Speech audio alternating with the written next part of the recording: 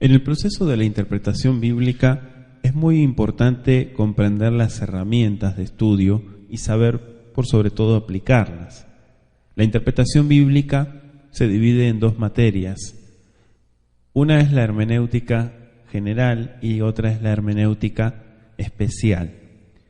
La primera nos lleva a la forma de estudiar e interpretar el texto sagrado y la segunda se refiere a las claves.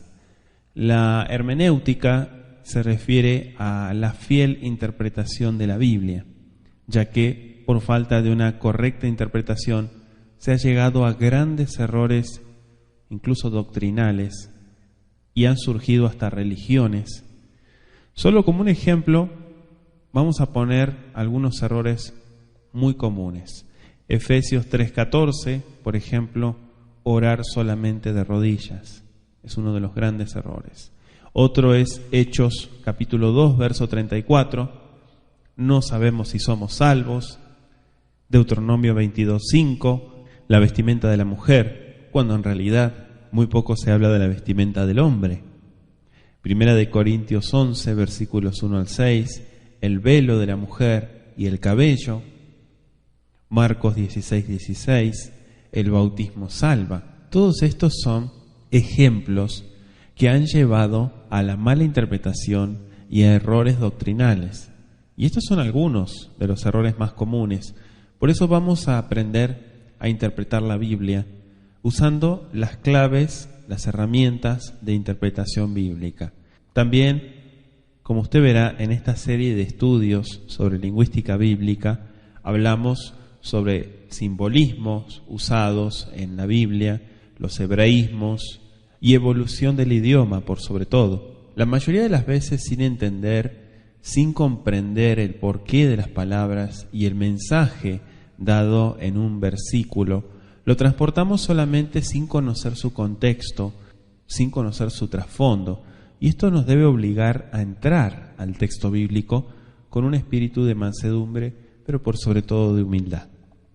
Otra ayuda importante en la buena interpretación bíblica es un conocimiento de la historia.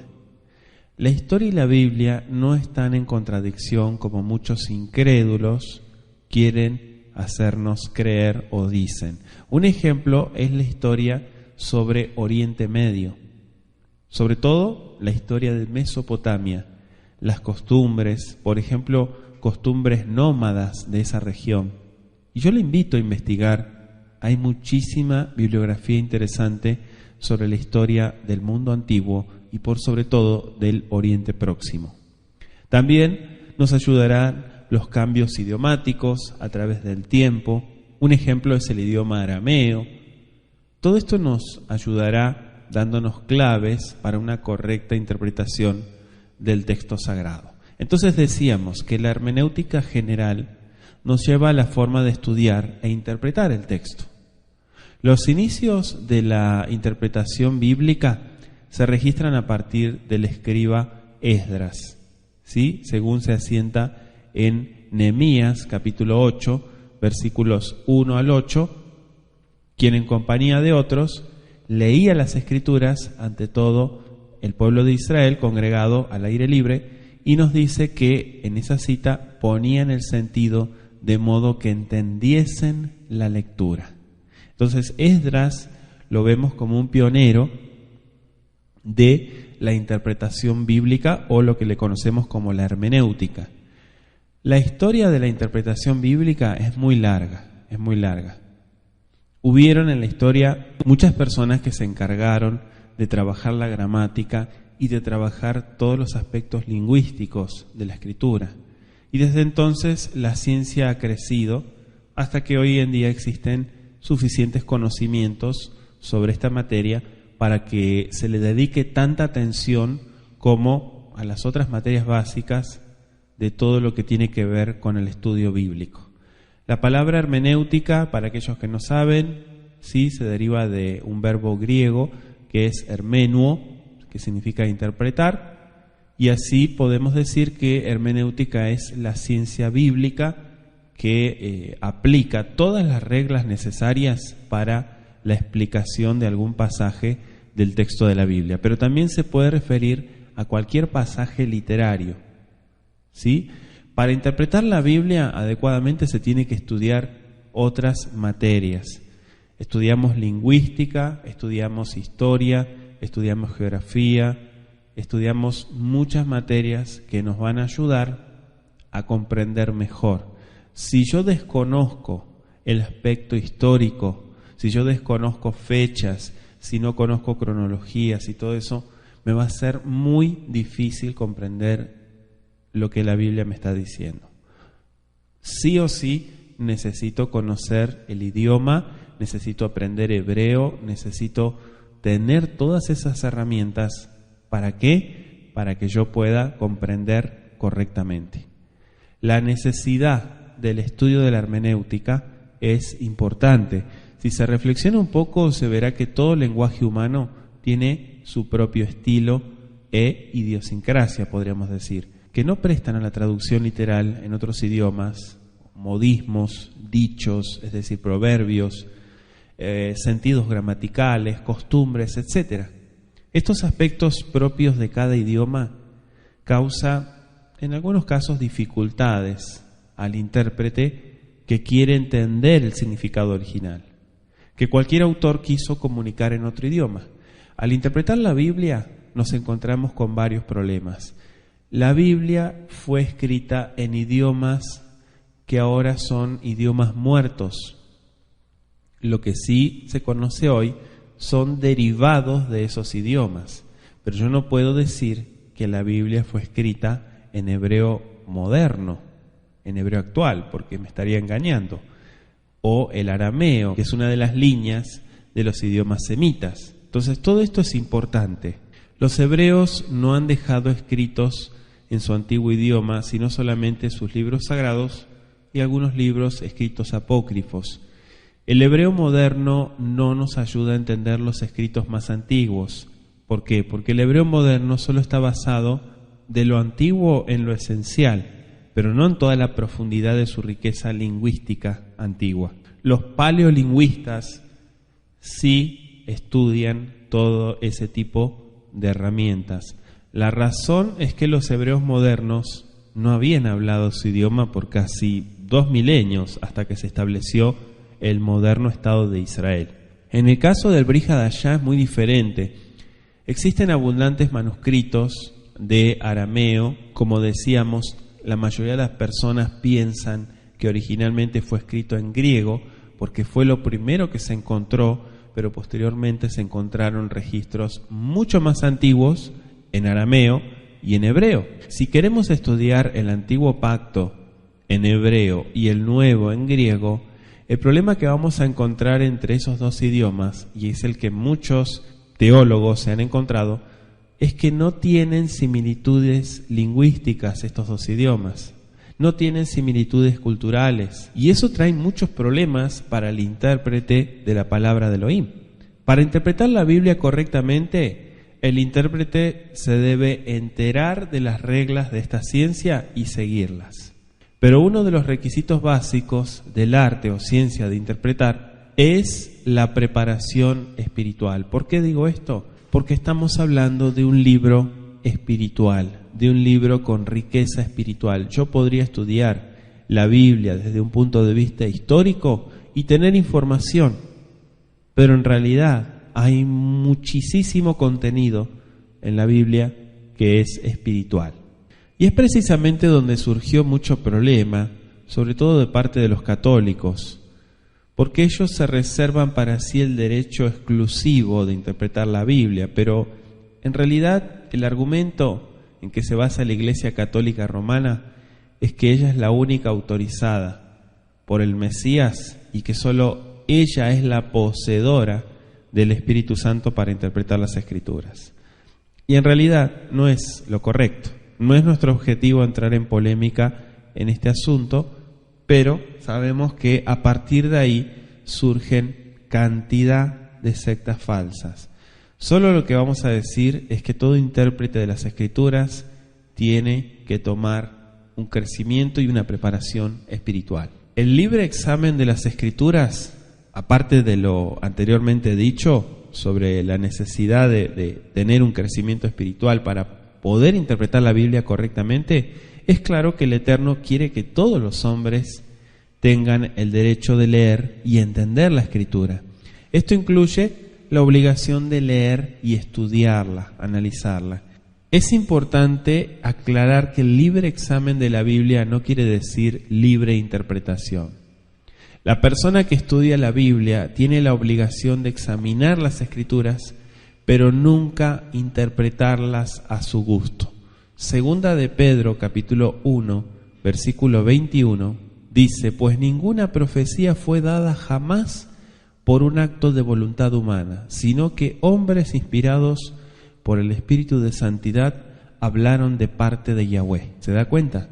Entonces hay una responsabilidad personal a la hora de manejar la Escritura. Santiago capítulo 3, versículo 1. Toda la interpretación bíblica requiere cuidado y hacer las cosas con temor del Creador. ¿Por qué? Porque de esa manera seremos guiados por su Espíritu. Por eso no podemos hablar de un libre examen o de una libre interpretación, porque todo eso acarrea juicio.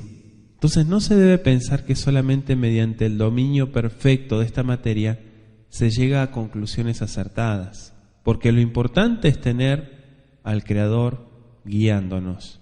El estudiante no debe ser indolente o moroso pensando que depende de la ayuda divina, de tal manera que pueda tentar al Creador por su pereza, menospreciando el estudio que el Eterno ha ordenado para nuestra instrucción. Yo no puedo cruzarme de brazos y decir que el Espíritu me guiará a toda verdad, porque eso es una mentira. El Espíritu me guiará siempre y cuando yo mueva mis manos y aplique el estudio para mi vida. La aplicación de las reglas es muy importante. ¿Sí? Es muy importante mencionar que no todas las reglas se aplican a todo caso.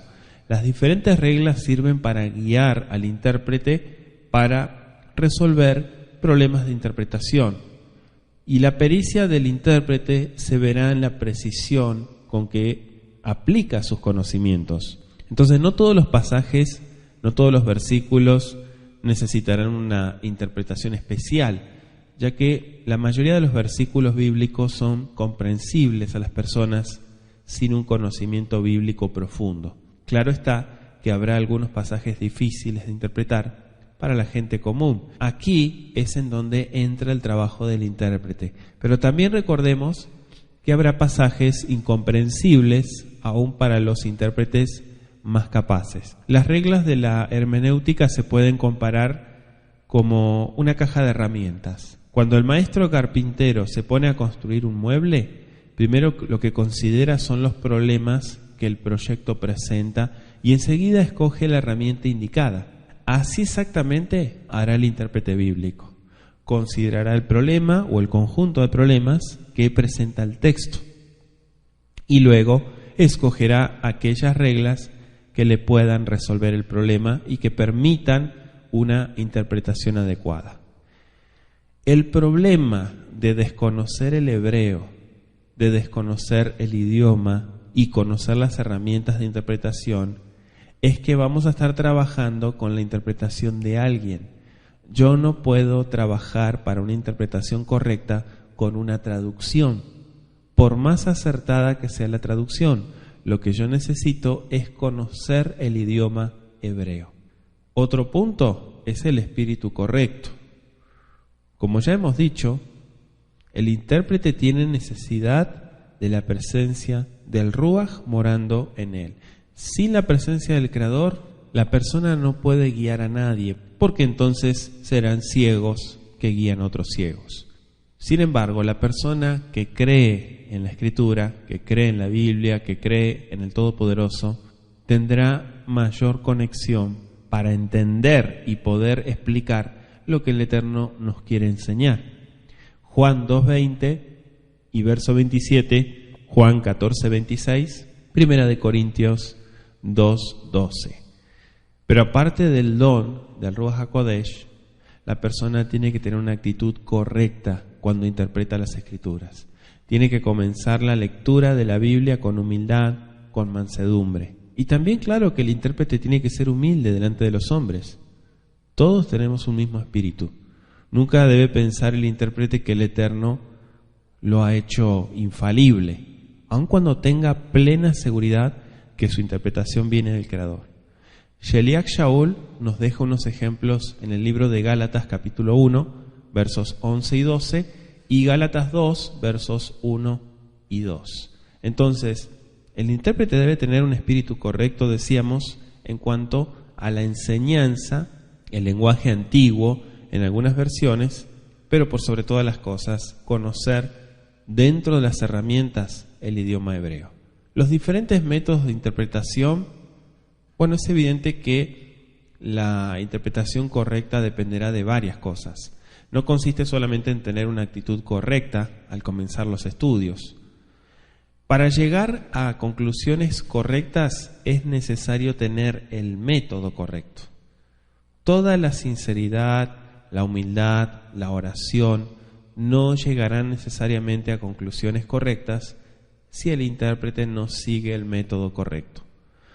Conceptos equivocados nos llevarán a conclusiones equivocadas, recuérdelo, sin ninguna veracidad histórica, sin ninguna veracidad doctrinal.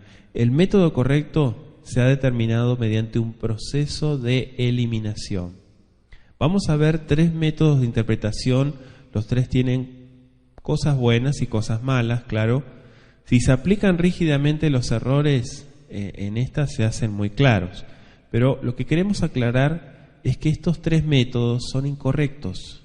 El primero es el método racionalista. Quiere decir, este método consiste en someter toda la Escritura al juicio humano para determinar la validez o la historicidad de todas sus declaraciones. Y da por hecho que lo sobrenatural no existe y que todo se debe someter al uso de la razón. Sí, pretende ser el método científico por haber eliminado lo sobrenatural, pero este principio viola el verdadero método científico, comenzando con prejuicios. Por ejemplo, no se permite al científico juzgar lo que investiga. Los que usan este método juzgan de antemano a la Biblia. Uno de los mayores errores consiste en decir que los milagros de la Biblia no fueron más que eventos naturales, explicables mediante las leyes de la física y por cosas que los autores no incluyen en sus escritos. Para los racionalistas, los escritores sagrados no escribieron sus relatos con el fin de engañar, no lo hicieron a propósito, sino con la creencia de que relataban la verdad. Los racionalistas dan respuestas ingeniosas a los milagros de Yeshua, por ejemplo, la alimentación de los 5,000 en Mateo 14:13, cuando caminó sobre el mar, en Mateo 14:22, etc. Si seguimos el prejuicio de los racionalistas, veremos que tienen explicaciones, entre comillas, racionales para todos los eventos sobrenaturales en la Biblia. Y cuando no pueden dar respuesta, dicen que el texto bíblico no es correcto, que contiene lo que le llamamos interpolaciones, o definitivamente dicen que miente. El Eterno nos dio inteligencia, podemos emplearla en el libre examen de la Biblia, pero no para burlarnos de la Biblia, escudándonos tras de algo con apariencia de ciencia. Este método es el menos recomendable para estudiar la Biblia, sobre todo para aquellos que apenas empiezan a interpretar la Biblia. Recordemos que la razón no está peleada con la fe, sobre todo cuando existe una mente sana y obediencia a la revelación de la palabra. El segundo método es el método alegórico místico. ¿Sí? El método alegórico místico, si quieren notarlo. Los que aplican este método consideran que toda, o al menos parte de ella, de la Biblia, fue escrita como una serie de alegorías y que hay que darle o encontrar a la Biblia un sentido escondido, espiritual o místico. Y este método tuvo su origen entre los griegos que trataban de explicar sus propios mitos y leyendas. Por ejemplo, los creyentes de Alejandría, incapaces de explicar ciertas clases de dificultad de la Biblia, acudieron a este método para recomendarle a muchos creyentes una fe mezclada con la idolatría. A pesar de que muchos se opusieron, especialmente una congregación en Antioquía, este método fue aceptado y ha influido hasta la fecha. Posteriormente podemos ver que la Iglesia Católica Romana y todas sus doctrinas se fundan en este método de interpretación. Muchas de las sectas modernas emplean este método. Parece aclarar todas las aparentes contradicciones bíblicas y hay que tener mucho cuidado porque este método es engañoso, ya que si hacemos de lado el sentido literal del texto, no hay necesidad de cuidar la exactitud histórica de la Biblia. Este método nos puede hacer caer en grandes errores doctrinales. Un ejemplo de cómo es mal empleado este método lo encontramos en el libro de Daniel y su experiencia en el foso de los leones. Este método dice que Daniel no estuvo literalmente preso en el foso, sino que estaba preso por las tentaciones y debilidades de los hombres. Estas circunstancias eran los leones, así le llaman ellos, y que las tentaciones o leones no dañaron a Daniel porque tenía su fe en Elohim, y que sus enemigos, como no tenían la fe de Daniel, cayeron ante las tentaciones. La lección para ellos es esta, que el hombre con su fe puesta en Elohim puede vencer en la vida. Entonces, todo es una constante alegoría, todo es una constante, interpretación mística, todo es algo escondido y espiritual. En ciertas partes de la Biblia podemos alegorizar en el terreno moral y espiritual, pero siempre tenemos que dar por sentado la autenticidad histórica, porque si no la tomamos en cuenta, estamos dando una falsa interpretación. En la Biblia hay alegorías, pero también en la Biblia se aclara qué es una alegoría y qué no se deben tomar al pie de la letra. Un ejemplo de esto está en Gálatas 4:24. Y este método hace a un lado el sentido verdadero de las Escrituras. Dice Gálatas capítulo 4, verso 24, esto contiene una alegoría, pues estas mujeres son dos pactos, uno procede del monte Sinaí que engendra hijos para ser esclavos, este es Agar. Entonces entendemos el segundo método. El tercer método es el método, se le llama dogmático. La palabra dogma significa enseñanza. En cierto sentido todo es dogma o doctrina y es cuando aplicamos enseñanza para todo lo que trae el texto. Es un poco más abierto este método. También encontramos el método gramático histórico. Bueno, este método evita los tres errores que hemos citado anteriormente. Este método requiere que se interprete de acuerdo con las características del lenguaje, especialmente de los idiomas originales de la Biblia y del idioma al que fue traducida. Considera además que la Biblia es un libro histórico, que es históricamente auténtico, es decir, que la Biblia no está compuesta de fábulas, leyendas, mitos, tradiciones o mentiras. Este método es realmente el más antiguo de todos. En cuanto a la historia de interpretación bíblica, se puede comprobar su existencia desde antes del segundo siglo, después de el Mashiach. Especialmente la gente de Antioquía empezó a trabajar fuertemente con este método, haciendo énfasis sobre los idiomas originales, demostrando que el entendimiento correcto de este método aclara adecuadamente su sentido y que tenía que ser básicamente literal y no alegórico, o le llamamos anecdótico. Entonces vamos a explicar un poquito, ya entendiendo los métodos, las reglas de la hermenéutica general. Para una correcta interpretación es necesario tomar en cuenta estas pequeñas reglas que son básicas. La regla número 1, es necesario tomar en cuenta sea posible las palabras en su sentido usual y ordinario. Esta regla es muy natural y sencilla, pero de mucha importancia. Si la ignoramos, muchas partes de la Biblia no van a tener sentido. Solo el que se le quiera dar y que muchas veces está equivocado.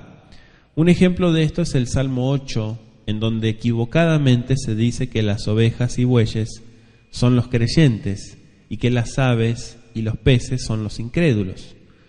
Como este hay muchos ejemplos de errores cuando no se toman las palabras en un sentido usual y ordinario. Para esto también hay que conocer al menos un poco del idioma hebreo, parte del idioma arameo. Actualmente tenemos más herramientas, tenemos más tecnología para aproximarnos a las palabras usadas en la Biblia en sus idiomas originales. Entonces téngase también muy en cuenta que el sentido usual y ordinario no siempre es el sentido literal de las palabras. Regla número 2, es necesario tomar las palabras en el sentido que indica el conjunto de la frase. En el ejemplo bíblico, como en cualquier otro idioma, existen palabras cuyo significado varía mucho, según el sentido de la frase o argumento en que ocurre. Es importante averiguar cuál es el pensamiento que se propone expresar el autor. Para un ejemplo en español, si usted no sabe hebreo, trabaje con la palabra fe y la palabra carne, y usted se dará cuenta de esto que le estoy diciendo.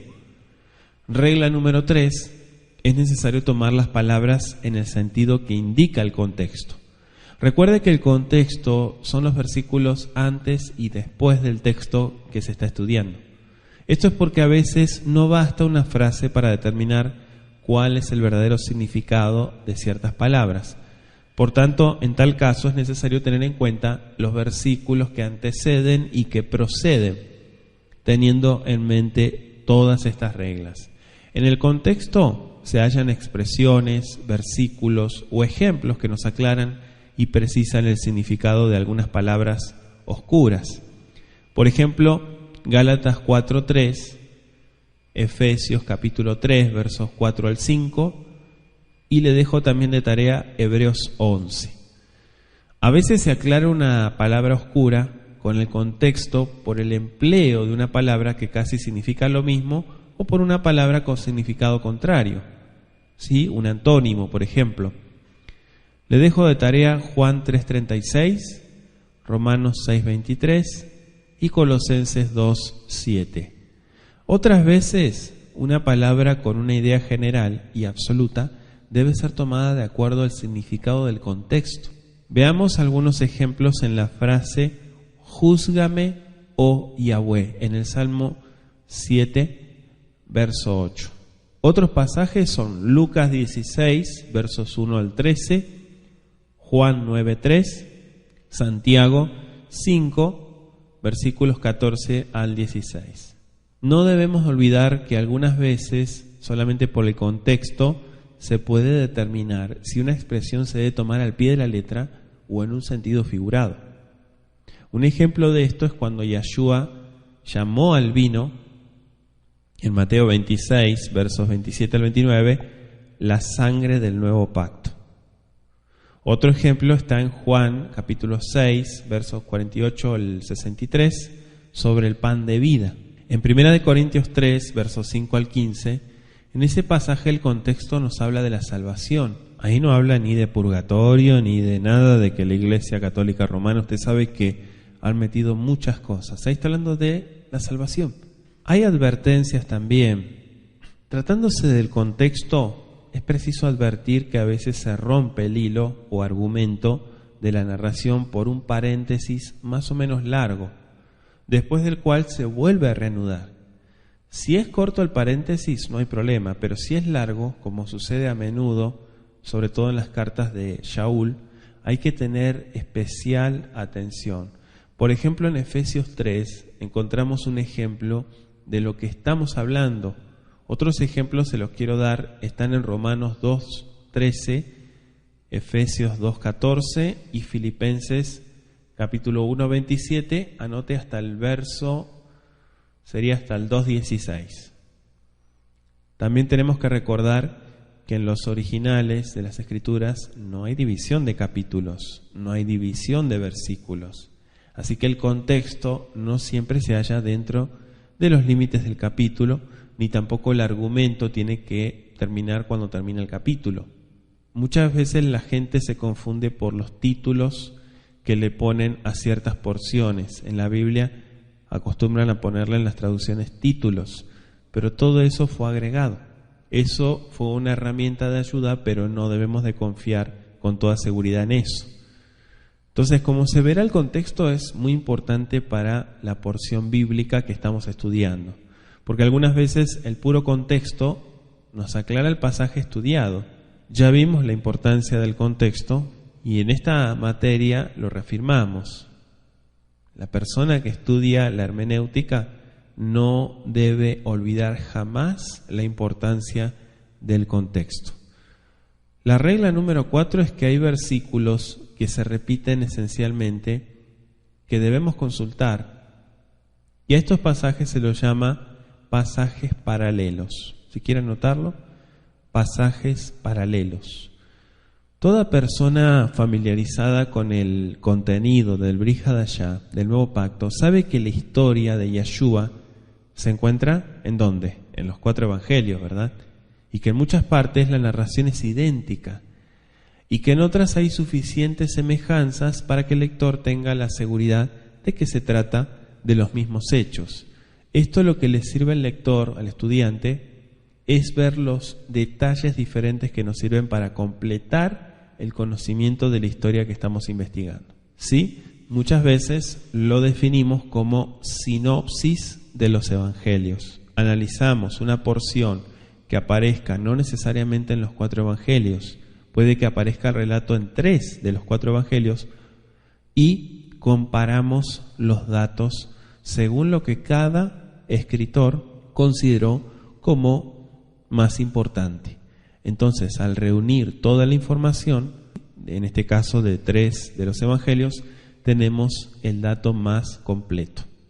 ¿Sí? Eso se llama sinopsis.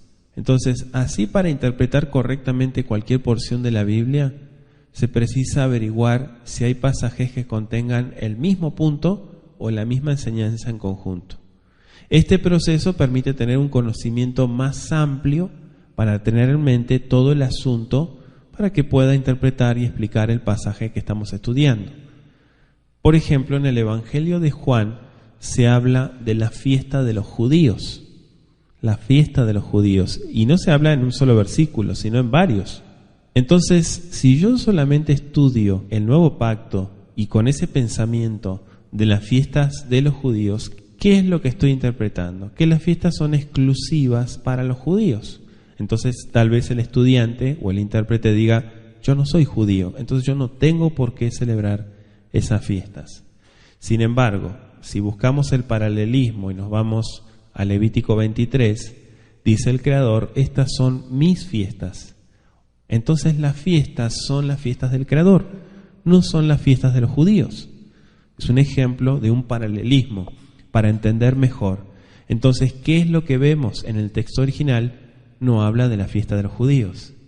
Está hablando de las fiestas que estaban observando los judíos, pero no que sean posesión de ellos, porque son del Creador. Históricamente entendemos que el pueblo judío ha mantenido esa identidad cultural y ese compromiso con la Torá, pero eso es un punto y aparte. Eso no me da a mí el derecho a interpretar que las fiestas no son para los gentiles o aquel que abrace el pacto del Creador. Otro ejemplo de esto lo encontramos en Mateo 9, versículo 2 al 8. Ahí vemos la historia de la sanidad del paralítico traído a Yeshua entre varios sobre su camilla. En Marcos 2, versos 12 al 12, nos especifica que el enfermo fue cargado entre 4 y que lo bajaron por el techo. Y en Lucas 5, versos 17 al 23, vemos que el techo era de tejas. Entonces juntamos todos estos detalles y nos permiten una amplia descripción, sin recurrir a la imaginación para enseñar. Hay ocasiones cuando una comparación cuidadosa de los pasajes paralelos ayudan a resolver alguna duda o aparente contradicción entre los varios relatos. Un ejemplo es la resurrección de la hija de Jairo en Mateo capítulo 9, versículos 18 al 34. Jairo dice que su hija había muerto. En Marcos 5, 21 al 43, Jairo dice: mi hija está a la muerte. Si surge la duda de que si estaba muerta o no, la solución la vemos en Lucas 8, versículos 40 al 53. Nos dice: ella se estaba muriendo. Ahí aparece un gerundio. Otro ejemplo lo podemos ver en la inscripción del madero en los 4 evangelios. Este puede servir como un ejercicio para el estudiante. Otros ejemplos están en los libros de Samuel, Reyes y Crónicas, que narran en común muchos sucesos históricos, y los podemos ver en los diferentes libros. Aunque Esdras y Nehemías no relatan los mismos sucesos, cada uno tiene detalles que son comentarios o complemento de otro. Lo mismo pasa con el libro de los Hechos y las cartas de Shaul. Los libros proféticos o Neviim también deben leerse como pasajes paralelos. Un ejemplo es Daniel 7:2 al verso 8 y Apocalipsis 13, versículos 1 y 2. Entonces, el paralelismo es muy importante a la hora de estudiar y reunir información. Regla número 5: es preciso tomar en consideración el objetivo de cada libro en particular. Recuerde que cada escritor bíblico escribió con determinado propósito, en diferentes épocas. Es necesario que el intérprete busque el propósito y el plan del libro, el objetivo, como decimos. Tiene que reconocer las limitaciones del autor. Vamos a ver un ejemplo. En Mateo, Matai, decimos en hebreo, fue escrito con un claro fin: presentar a Yahshua, a la nación judía, como el Mashiach, como el rey de Israel. Por lo que usa todo lo que está a su alcance para hacer énfasis en esta verdad. La genealogía, la infinidad de citas proféticas del antiguo pacto, omite por supuesto aquellas cosas que los otros evangelios tienen, pero que no les son útiles para llegar a la meta que se tiene trazada. Tenemos que tener en cuenta las limitaciones de cada libro. En nuestro ejemplo, en el libro de Mateo, no vamos a encontrar cosas que están, por ejemplo, en el Evangelio de Juan. Y de esas limitaciones son las que estamos hablando. Es decir, que no siempre vamos a encontrar la misma información en todos los escritos, aunque son contemporáneos. Nuestra regla número 6 es tomar en cuenta el mensaje de la Biblia entera. Al estudiar la Biblia se debe tomar en cuenta toda la enseñanza de la misma Biblia. Y a esto se le llama la analogía de la Escritura. ¿Sí? Anótelo, analogía de la Escritura.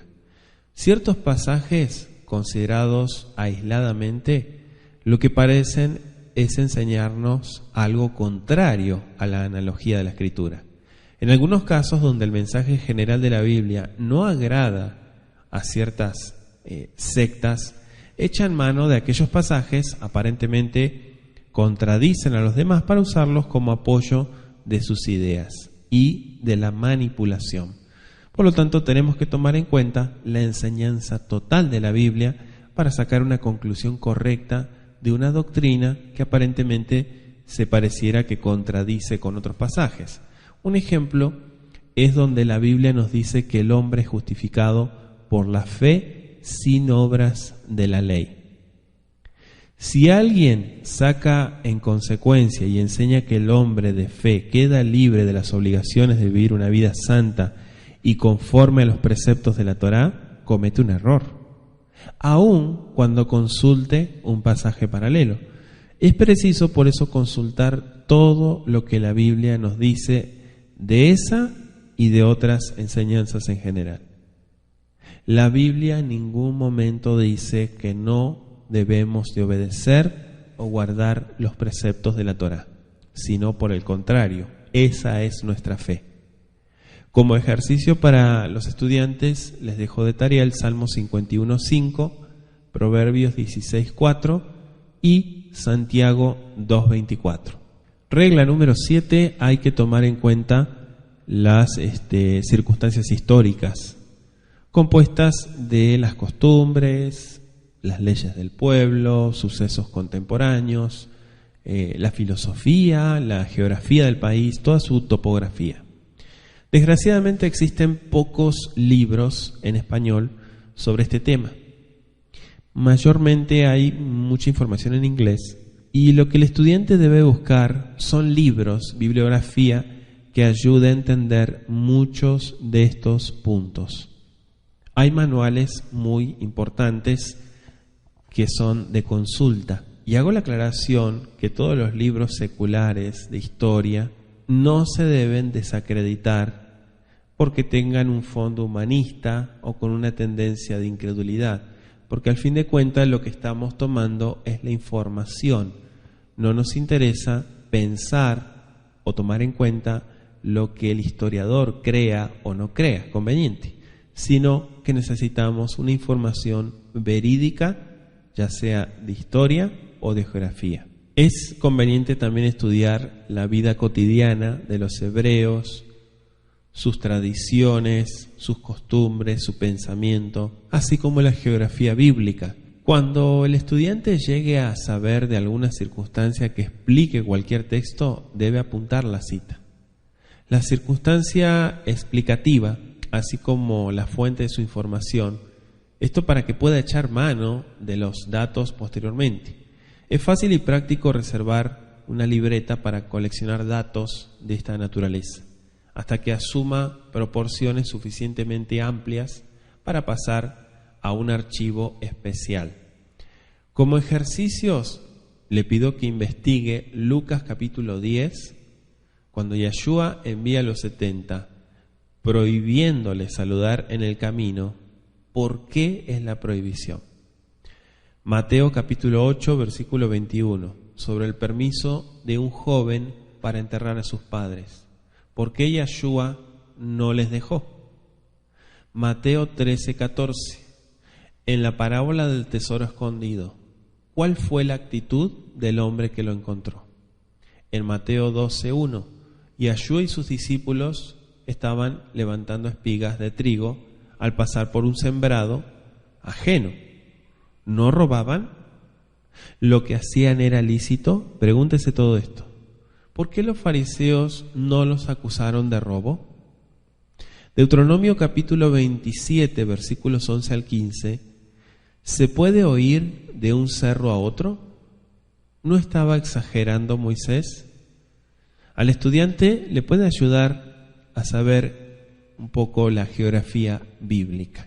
Todas estas reglas que estamos viendo nos ayudan a comprender las diferencias que hay entre las diferentes épocas y las diferentes personas que fueron inspiradas para escribir la Biblia. Si usted quiere entender el nuevo pacto y estudiarlo de manera aislada, no lo entenderá si no estudia el antiguo pacto primero, es decir, el Tanaj, o como lo mal traducen como el Antiguo Testamento. Tenemos que entender que Mashiach y su mensaje fue en base a los escritos antiguos y todo lo que fue profetizado.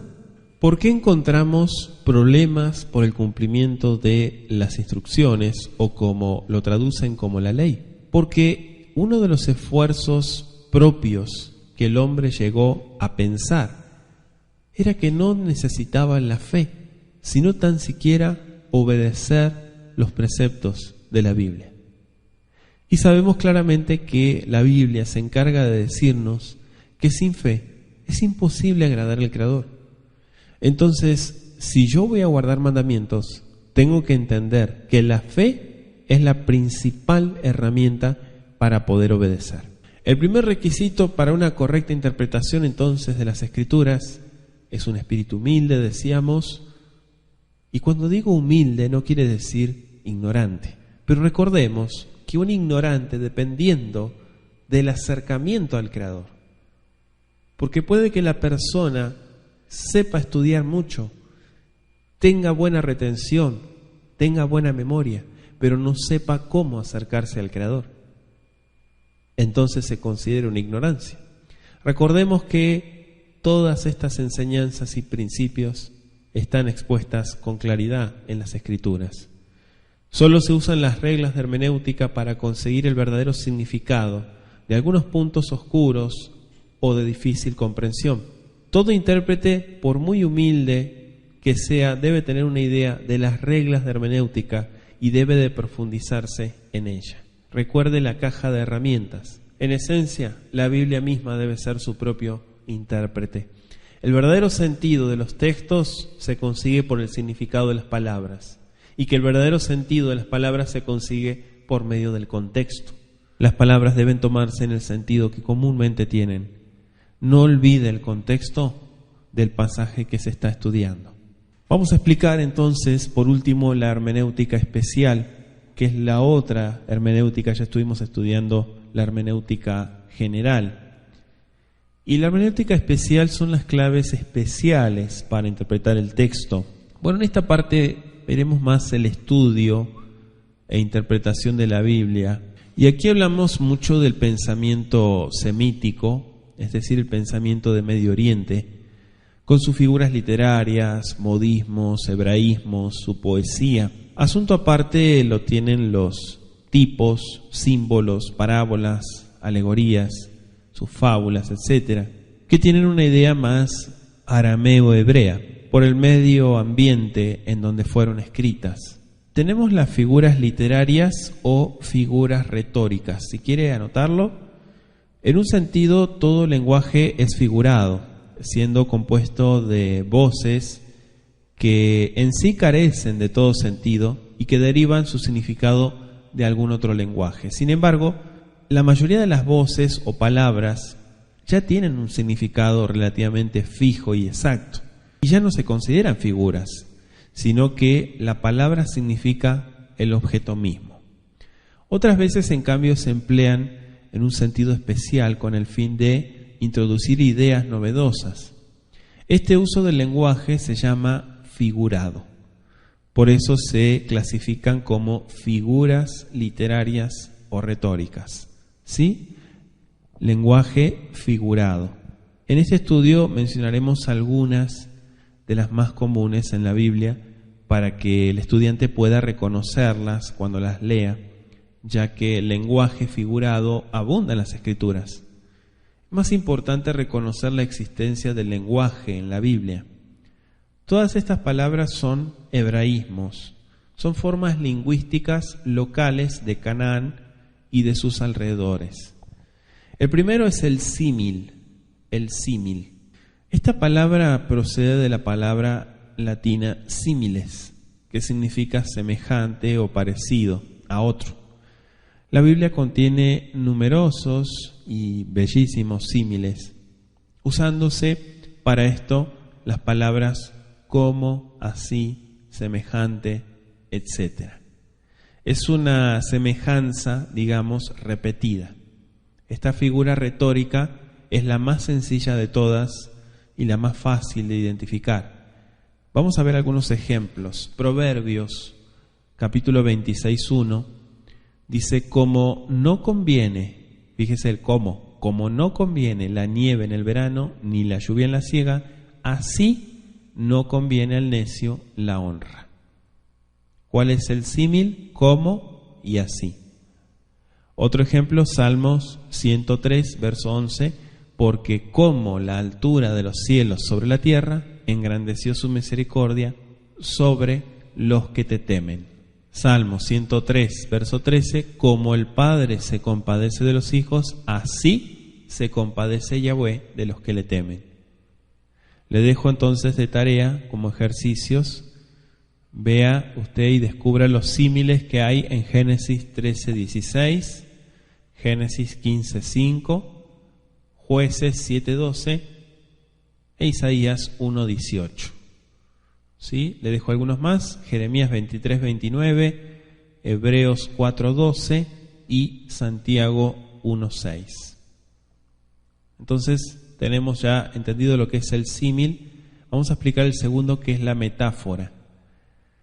Bueno, la metáfora, esta figura nos indica la semejanza entre dos cosas diferentes, declarando que una cosa es la otra. Como un ejemplo tenemos una figura en las palabras de Yeshua, donde dice en Mateo 5:14, vosotros sois la luz del mundo.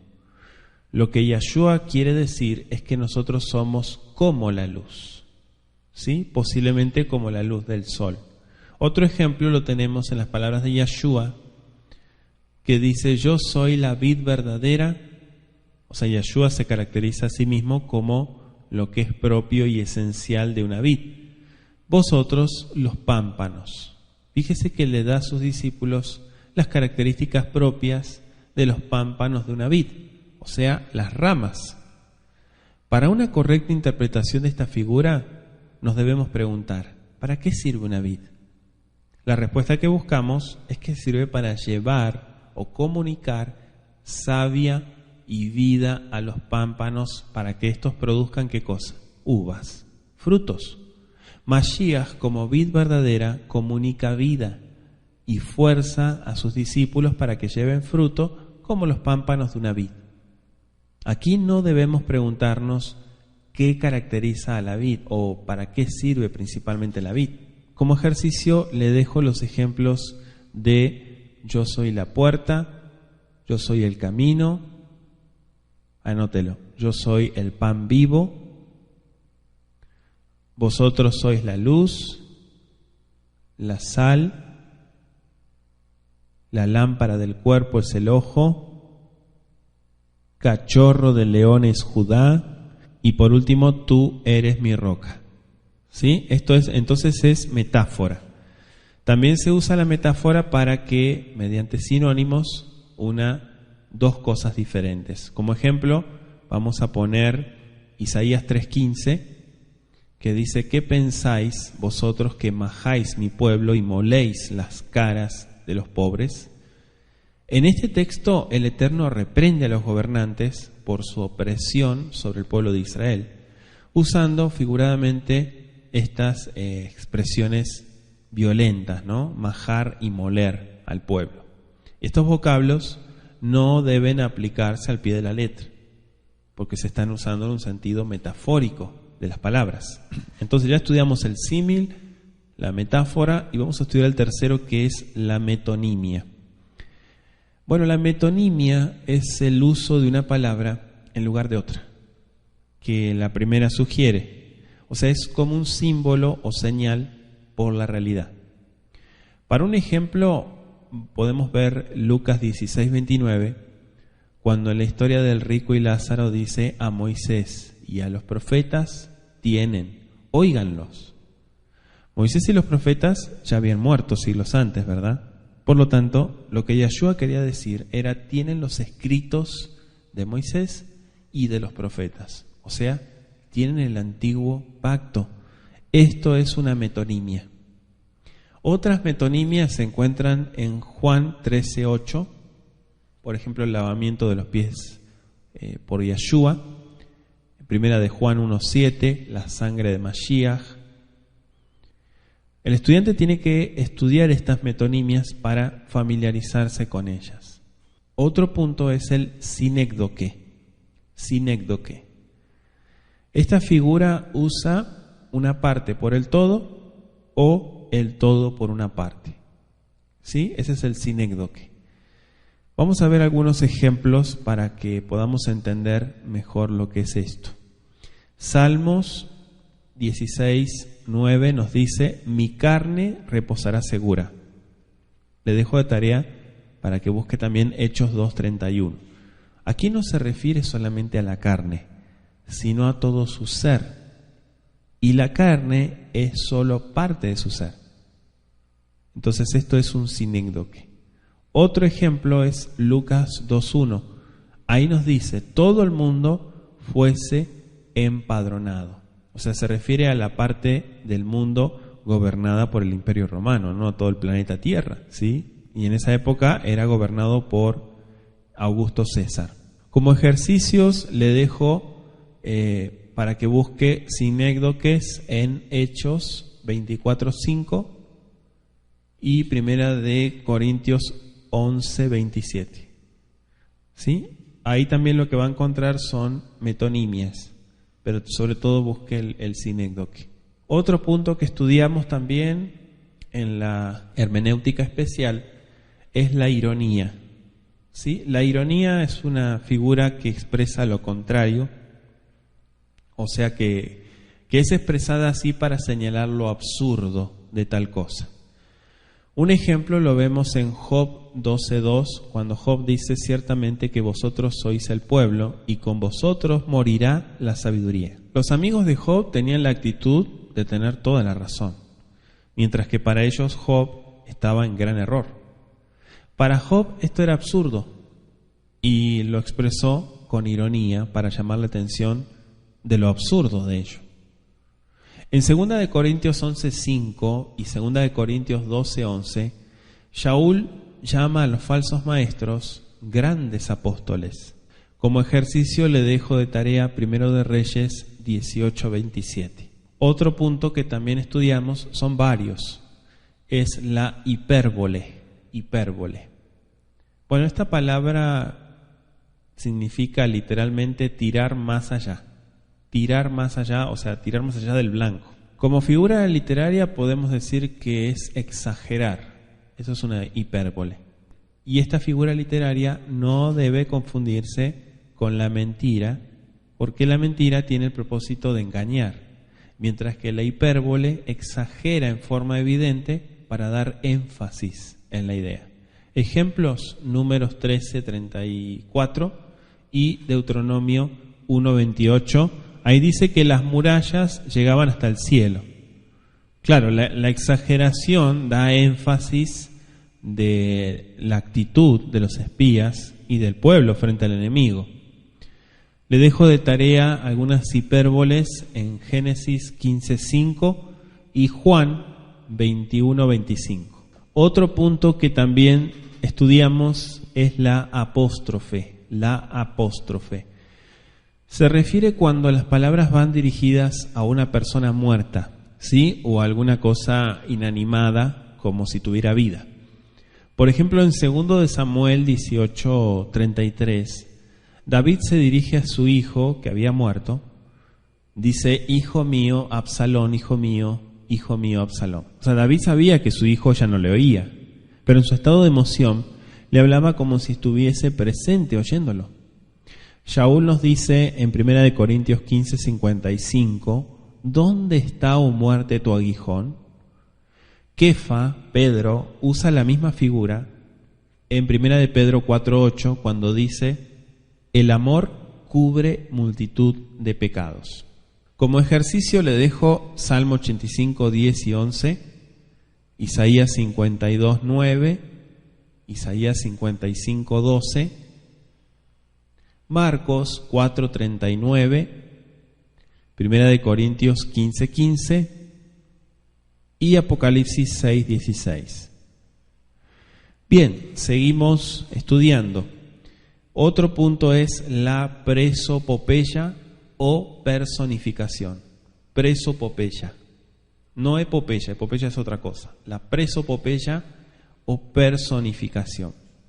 Bueno, la personificación existe cuando se atribuyen características personales a los animales, plantas o cosas inanimadas. En Isaías 55:12 se dice: los montes y collados levantarán canción. Es claro que las cosas inanimadas jamás podrán cantar, sino que se refiere a lo que sucederá dentro del corazón de los redimidos. Le dejo ejercicios, anote Jueces 9:8 al verso 15 y Lucas 19:40. Otro punto es la interrogación. La interrogación.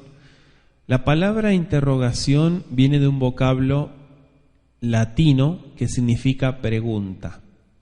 Pero aclaramos que no todas las preguntas en la Biblia son figuras retóricas. Es una figura literaria solamente cuando la pregunta encierra una conclusión evidente. En Génesis 18:25 dice: el juez de toda la tierra ¿no ha de hacer lo que es justo? Esto equivale a decir que el juez de toda la tierra hará lo que es justo. O sea, no es que está poniendo en duda si lo hará o no lo hará. Otro ejemplo está en Hebreos 1:14. Dice: ¿no son todos espíritus ministradores enviados para servicio a favor de los que serán herederos de la salvación. Aquí está hablando del servicio de los ángeles como un hecho que no se puede negar. Entonces es una interrogación que se estudia, pero estamos hablando de una conclusión que es más que evidente. Ejercicios, le dejo Job, capítulo 11, verso 7, Job 20, versículos 4 al 5, Lucas 22, 48, Romanos 8, versos 33 al 35. Seguimos. Otro punto para estudiar es la antítesis. Antítesis. Este vocablo procede de la palabra latina antítesis y esta a su vez viene de una palabra griega que significa colocar una cosa contra la otra. Esta figura literaria se encuentra en muchas partes de las Escrituras. Lo malo y lo falso sirve de contraste o fondo para dar realce a lo que es bueno. ¿Me explico? Como ejemplo, vamos a poner la despedida de Moisés, Deuteronomio, los capítulos 27 hasta el 33, que nos dice: mira, yo he puesto delante de ti hoy la vida y el bien, y la muerte y el mal. Eso está en Deuteronomio 30:15. Si usted mira en el verso 19, nos dice: a los cielos y a la tierra llamó por testigos hoy contra vosotros, que os he puesto por testigos hoy contra vosotros.